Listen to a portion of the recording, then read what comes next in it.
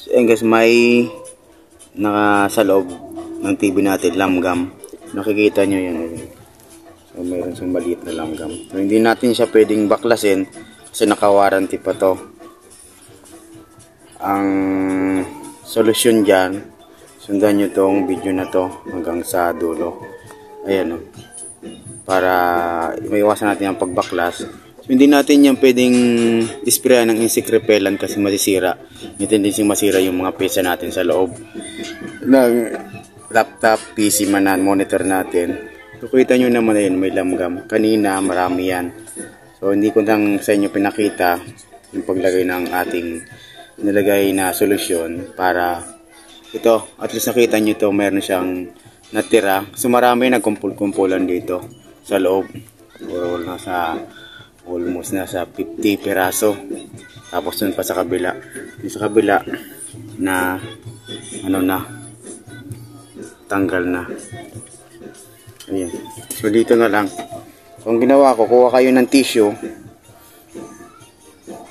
paper at saka mas mainam kasi hindi natin pwedeng baklasin to. Gawin natin, gamit kayo ng tissue. Kita nyo to, itong tissue na to. Ayan. Kuha lang kayo ng paminta. So lagyan nyo to, balutin nyo dito sa tissue paper din.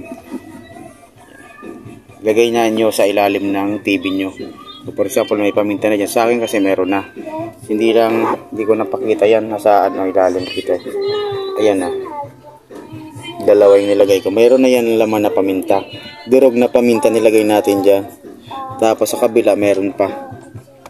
So, dyan sa kabila. Ayan. Yan yung paminta. Pakita ko sa inyo na paminta yan. Ayan. Ayan.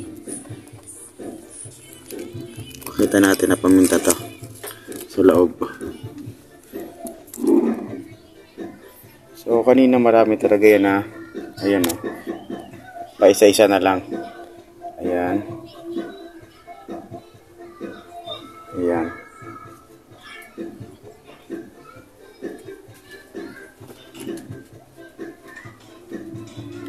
Tingnan natin yung laman nito. Tapean nyo na lang. Gamit kayo ng tape. Ayan. Sira na.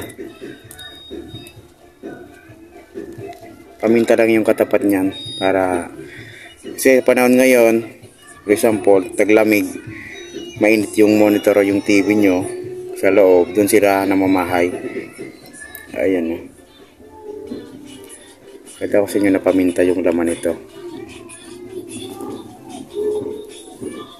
Durugin nyo lang, wala kayong makuwang durog na paminta. Ayan. Durugin nyo lang. O, balik na natin. Yung amoy kasi ng paminta is medyo matapang. Ayaw nila sa amoy ng paminta, yung mga langgam. Huwag kayong mag-spray ng insect repellent kasi masisira yung monitor nyo, yung mga TV nyo. Ito lang yung solusyon para hindi na kayo magpumunta ng technician kasi mahal. Kung naka-warranty yung TV nyo, pababaklasin nyo, kagaya nito, almost 2 years warranty yan. Langgam, pinasukan ng langgam.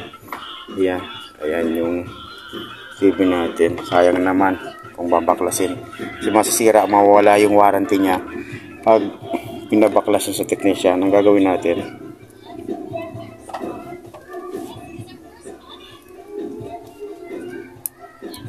paminta lang yung katapat niya. So ibalik na natin to guys. Para ayan, titipan ulit natin yan. So balik na natin sa ilalim. Ang amoy kasi guys ng paminta matapang. Ayaw na ayaw ng mga langgam niya, ng mga insekto sa amoy ng paminta. Kasi tuwag kung ano nito na paminta. Ayan, binalik na natin.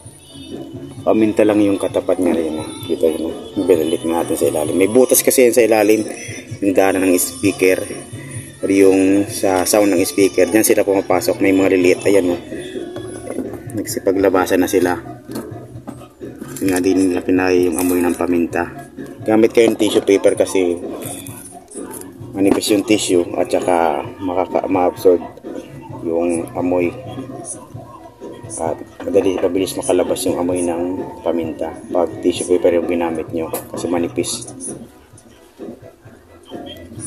Yan siya guys, sana nakatulong tong video na to, at kung nagustuhan mo tong video na to, paki-like and share mo at huwag mong kalimutang mag-subscribe sa ating YouTube channel. Maraming salamat. God bless.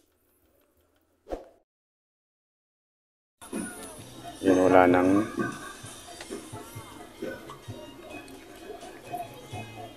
na yung langgam.